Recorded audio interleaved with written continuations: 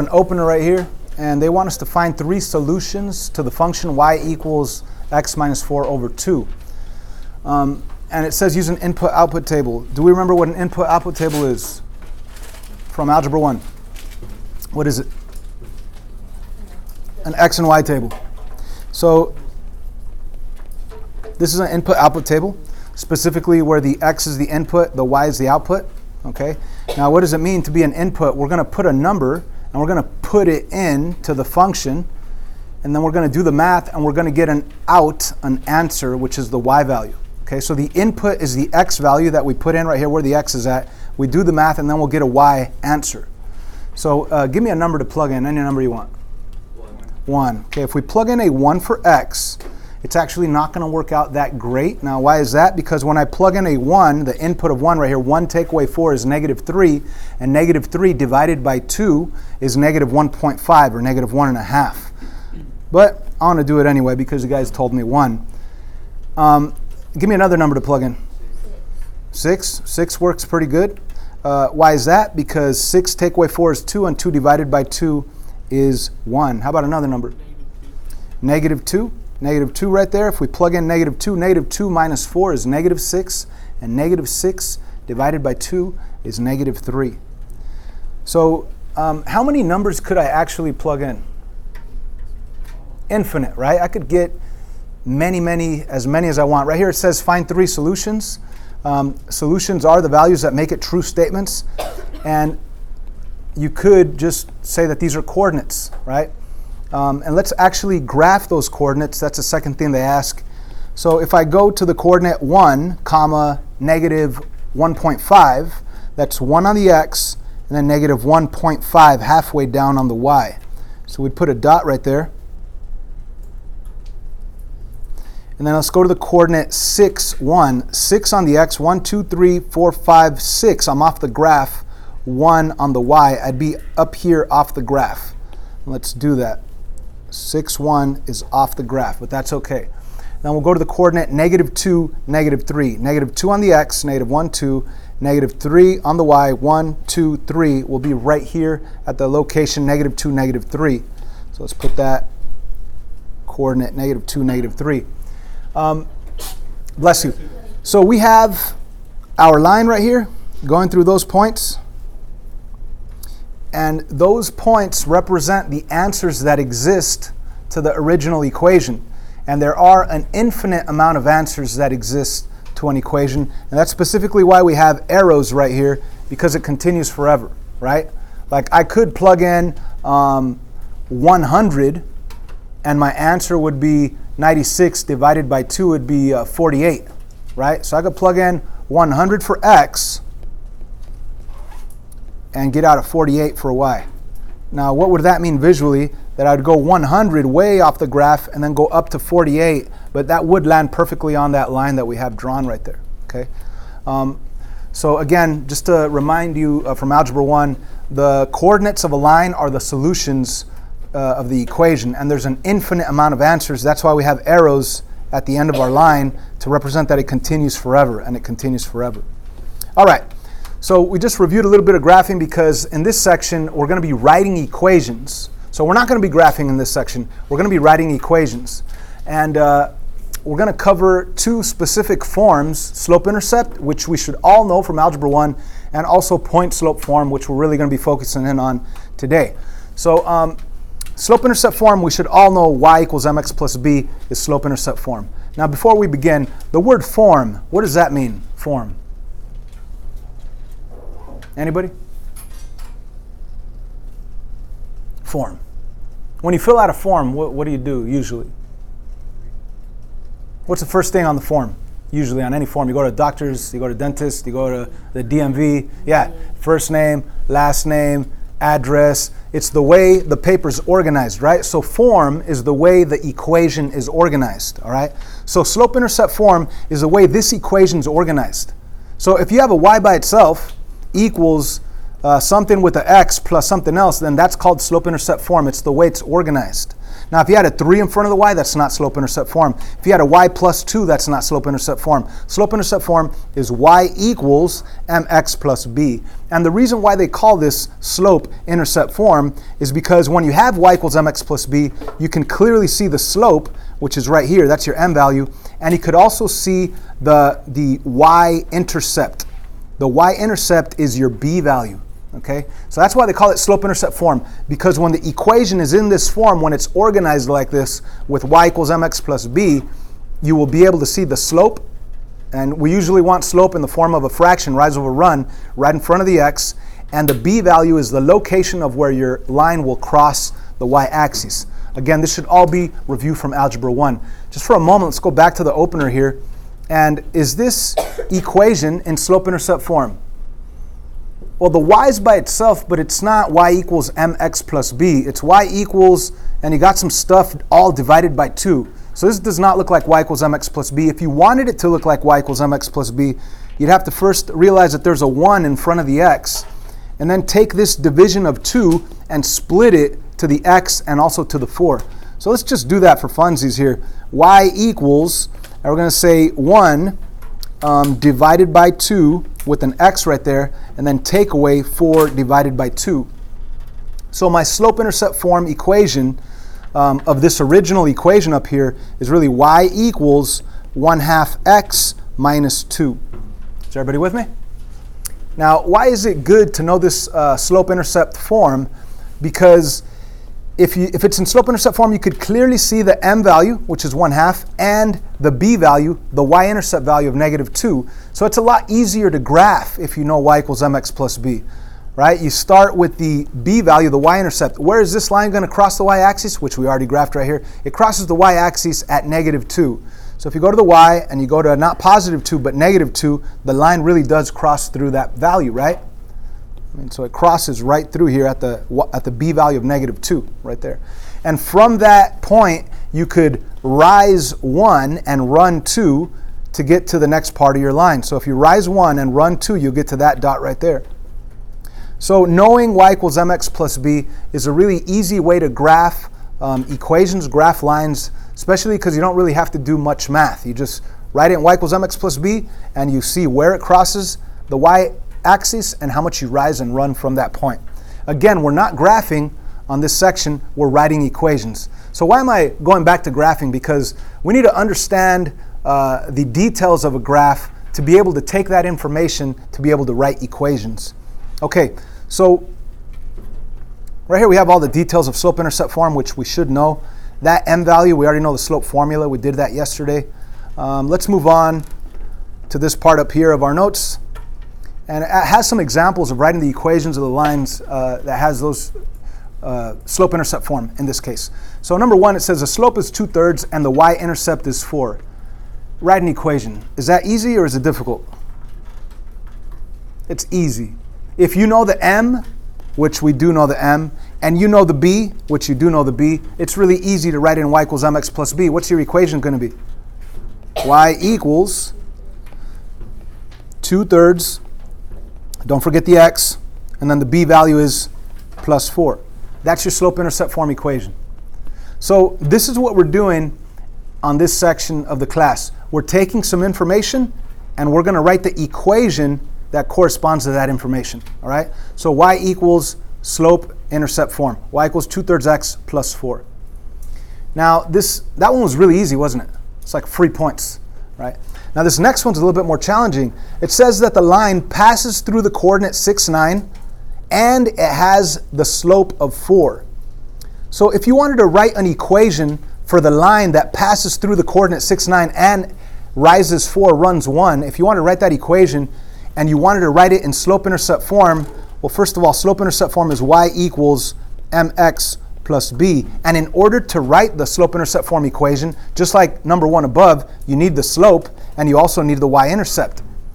Do they give you the slope? Yes. Do they give you the y-intercept? No. What do they give you instead of a y-intercept? A dot. They give you a dot. They give you a coordinate, a location. And what is a coordinate really? When it comes to the actual numbers, what does that 6 represent? It represents an x value, doesn't it? And what does that what does that 9 represent? It represents a y value. So if you wanted to force the slope-intercept form equation right here, you could take what they give you and plug it in to find out what you don't know. Let me repeat. You need a slope and a y-intercept to write it in slope-intercept form. And right here, they only gave you the slope. You need the y-intercept. So on number 2, we still need the b value. We don't know the b value. So we could find the b value by taking what they give us, the 6, the 9, and the 4, and plugging it all into y equals mx plus b. I want to plug in the 9 right there where the y is at, the 6 right there where the x is at, the 4 right there where the m is at.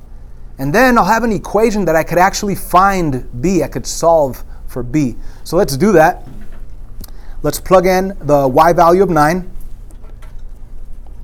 equals the m value. What's the m value? 4. And then we're going to multiply it by what? We're going to multiply it by x. What's the x value? 6. And the b value we don't know. That's what we're looking for. So this is an equation that we could now solve. So 4 times 6 is 24. Let me rewrite the whole thing. We have 9 equals 24 plus 6. I mean, not plus 6, plus b. I'm sorry. And in order for us to get b by itself, we'd have to get rid of that 24 by subtracting 24 and subtracting 24. So 9 take away 24, that would give us a final b value of negative 15. Negative 15 equals b. So now that I know my m value, which was given to us, and our b value, which we said was negative 15, now we could actually write our equation in slope-intercept form. So let me write it over here. Y equals m, which we said was 4x, plus b, and the b value is minus 15. So that was definitely a lot more challenging than the first one, huh? I mean, on the quiz Friday, wouldn't you like me to ask you to write the equation when I give you the slope and I give you the y-intercept? Super easy. But right here, passing through this point and having that slope, man, you got to take everything that you know, plug it all into y equals mx plus b, solve for b, hopefully you do that correctly, and then you could take the m and the b that you just found and write it in slope-intercept form. Is there a different way of doing this? Yes. We're going to learn about point-slope form right now. Point-slope form, okay? And this is, right here, this is point-slope form, okay? Now, again, the word form simply means the way the equation is organized. And actually, the point-slope form is almost the same as slope-intercept. Slope-intercept is y equals mx plus b. But right here, there is no b. And it's not just y, it's y minus y1. But it is equal to m, and then x is not just x, right? And there is no b. So they kind of look alike. If you haven't memorized this formula or this form, you have to memorize it, okay? Y minus y1 equals m parentheses x minus x1. Now, when is point-slope form great? Well, if they give you a point and they give you a slope, then it's really easy to write it in point-slope form. The slope goes right here where the m is at, and the point, which is really a x1, y1 value, will go right here, x1, y1. And you'll have your equation instantly without having to do any algebra, okay? So let me show you this. I'm going to take the information up here on number 2 that we just did all this work for, and I'm going to plug it all into point-slope form. Here's the fact. I gave you a point. I gave you a slope. Now that you know point-slope form, check out how easy it is to just plug it in. So whenever I use point-slope form, I always start by writing y minus y1 equals m parentheses x minus x1. Now you're probably thinking, wait, he said it, but he didn't write all of it. I want to show a different color so it could pop out at you. Y minus y1 equals m parentheses x minus x1. Okay? Zoom in a bit. And whenever I do use this form, I always write what's in black and leave everything else blank. So if you don't know it, write the whole thing down. But when you actually apply it, write down y minus y1 equals m parentheses x minus x1 and use blank spots the way I just did. Okay, so let's go back to the information they gave us. The coordinate is what? 6, 9. So they give you x1, which is 6, and y1, which is 9. Okay, so since it's written in red, I'm going to circle this. The 6 is the x1, the 9 is the y1. So what is y1? It's 9. Let's put a 9 right there. The m that they gave us originally was 4, and the x1 is what? What's the x1? 6. Ta-da, we're done. So if they ask you write an equation and you only know slope-intercept form, well then you had to do that whole thing that we did originally. But right now, if you know point-slope form, you could just plug in your point, x1, y1, right here, and plug in your m right there, and you're done. You have your point-slope form equation. Any questions? Now, this original slope-intercept form equation is the same thing as this point-slope form equation. It's just in a different form. It looks differently, but it's actually the same line with the same slope. Okay? Now, what if I specifically told you to take this information, here's a point, here's a slope, and write the equation in slope-intercept form? Well, I would plug it into point-slope form the way we just did, and if the instructions say write it in slope-intercept, then manipulate this to look like this, slope-intercept. Now, slope-intercept does not have parentheses, right? So y equals mx plus b does not have these parentheses. So if I told you write in y equals mx plus b, you'd have to do some math to get rid of these parentheses. And how would we get rid of these parentheses? Multiply the 4. Distribute the 4, right? So this is the answer in point-slope form. But just for funsies, if they told you rewrite this in slope-intercept form, okay, just distribute 4 times x, 4x, 4 times negative 6, negative 24. Bring down the equal sign. And what else do we have? On the left side, we have a y minus 9. It's almost y equals mx plus b. All we have to do now is get rid of that minus 9 by going plus 9 there and plus 9 over there. So your final slope-intercept form equation is y equals 4x minus 15, just like up here above. So it all depends on Friday's quiz whether I'm asking you write your equation in point-slope form, that'd be super easy, or slope-intercept form, which you just manipulate it by distributing and moving that value over. Okay, but we need to be comfortable with both forms. Okay, so down here we have all that information that I just explained. M is a slope, which is rise over run. The x1, y1 is simply a point. If they give you a point and they give you a slope, you could just plug it all into point-slope form. And if you wanted to manipulate it, all you have to do is distribute and move things over. So let's take a look at this example so you can see how easy it is. Write the equation of the line that passes through that point, and might as well label it right now. The point is 3, 4. There's your x1, y1. And your slope is 1/2. So let's write our point-slope form equation. Y minus y1 equals m times parenthesis x minus x1. And again, this is how I always write it, with blank spots, and I'm changing the color so it really pop out at you. Y minus y1 equals m times x minus x1. So all we have to do is plug in our x1 right there, our y1 right here, and our m right there. So again, write it, y minus blank spot equals blank spot times x minus blank spot, and let's plug in our y1 value, which is 4, our m value, which is 1/2, and our x1 value, which is 3. And that's it.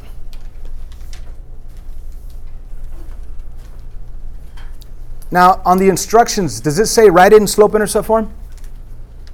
Does it say write it in point-slope form? It just says write an equation. So you could leave it like this if you want. If you wanted to manipulate it to make it look like slope-intercept, you just distribute and then add 4 to the other side, and you change it to y equals mx plus b. That's totally up to you. Right here, this next one is a little bit more challenging. On this one, all we did was plug in our values and we were done. On this one down here, they want us to write an equation, and it doesn't matter if you choose to write slope-intercept, y equals mx plus b, or point-slope. Either way, you need slope, and they don't give you slope. So what do we do first, before anything? What's the only thing you could do with 2 coordinates? The m value. Yeah, what we did yesterday, y2 minus y1 over x2 minus x1. So let's find the m value, which is with the formula from yesterday, y2 minus y1 over x2 minus x1. Let's do the division and the subtraction symbols first so nobody gets confused. And we have our x, our y, this is our first point. Our x, our y, this is our second point. So when we plug in our y2, that's 6. When we plug in y1, that's negative 6. When we plug in our x2 of 4 and our x1 of negative 2, we get that slope. Of course, change the minus minus to plus plus. We will end up with a slope of 12 over 6. And 12 over 6 is what? 2. So ladies and gentlemen, we have found the m value. The m value is 2, and you could put it 2 over 1 if you wanted to. Okay, so now we have the m value, and we want to write an equation. And so far, we know how to do y equals mx plus b, and we also know point slope. So we have our two forms there. Which one do you think is easier to write it in? Point slope. Why is that? Because we have some points and we have a slope. So just take your x1, y1 and plug it in right there, x1 and y1 right there, and take the m that we just found and plug it in right there, and we'll have our equation in point slope form. Here we go. Y minus blank spot equals blank spot times x minus blank spot. All right, so what is the y1 value? Negative 6. What's the m value? 2. What's the x1 value? Negative 2. So we're using the x1 and y1 from this first point. You can't use this x and this y. That would be incorrect. You have to stick with one point. So pick one. I would usually go with the ones with the notation x1, y1. Anyway, those minus minus change to plus plus. And here's our equation in point slope form. Y plus 6 equals 2 parentheses x plus 2. So if they tell you write an equation, that's good enough right there. That's an equation that actually passes through those two locations, those 2 points. Now, what if they said write the equation in slope-intercept form? I might as well actually manipulate this to become slope-intercept. So what if they wanted it in y equals mx plus b? All you got to do is distribute and move an item over to the other side. So let's distribute this 2 times x is 2x, 2 times 2 is positive 4, and let's rewrite the equal sign and also this half of the equation, y plus 6 on the left side, y plus 6. So there's my new equation. I want y by itself. What would my last step be? Subtract 6. Subtract 6. My slope-intercept form equation is y equals, the slope is 2, x minus 2. This is my final slope-intercept form equation. So on Friday's test, I will be more specific. I'll tell you if I want it in point slope form or if I want it in slope-intercept form. Okay? So I want to end this video right here, and then we're going to start up another video talking about parallel and perpendicular lines.